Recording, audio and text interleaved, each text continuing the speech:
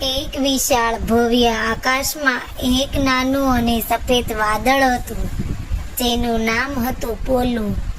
પોલુ ખૂબ જ નમ્ર અને શાંત સ્વભાવનું હતું. તેના ભાઈ બહેન જેઓ મોટા અને ક્યારેક તોફાની વાદળો હતા, તેઓ હંમેશા ઘેરા વાદળી કે રાખોડી રંગના થઈને વરસાવવા માટે ઉતાવળા રહેતા.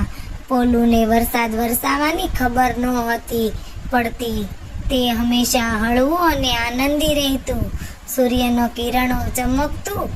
તેના મિત્રો તેને ચીડવવા, પોલુ, તું ક્યારે મોટો થઈશ? તું ક્યારે ધરતીને ઠંડક આપીશ? પોલુ આ સાંભળીને ઉદાસ થઈ જતું. તેને લાગતું કે તેનું કોઈ ખાસ કામ નથી. એક દિવસ પવન પોલુને ધક્કો મારીને ખૂબ જ દૂર લઈ ગયો. પોલુ એક એવી જગ્યા પર પહોંચ્યું જ્યાં નીચે એક વિશાળ અને સુકાયેલું રણ હતું. ત્યાંના છોડ, ઝાડ અને પશુ પક્ષીઓ તરસ્યા હતા. પોલુએ નીચે જોયું. એક નાનકડી છોકરી જેનું નામ હતું મીરા, પોતાના નાના છોડને પાણી આપવાનો નિષ્ફળ પ્રયાસ કરી રહી હતી. મીરાની આંખોમાં નિરાશા હતી. અચાનક પોલુને એક અલગ જ અનુભૂતિ થઈ.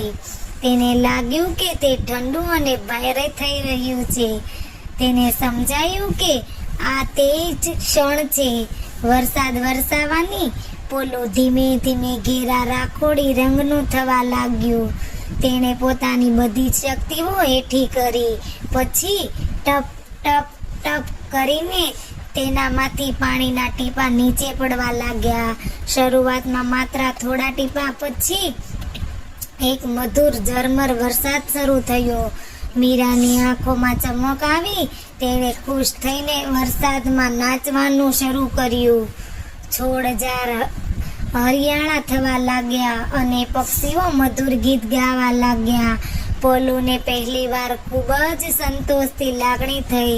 તેણે જોયું કે તેનું નાનું હોવું કે શાંત હોવું જરૂરી નથી. જરૂરી છે કે જ્યારે જરૂર હોય ત્યારે મદદ કરવી. વરસાદ પૂરો થતાં જ પોલુ ફરીથી હળવું અને સફેદ થઈ ગયું, પણ આ વખતે તે પહેલા કરતાં વધુ ખુશ હતું.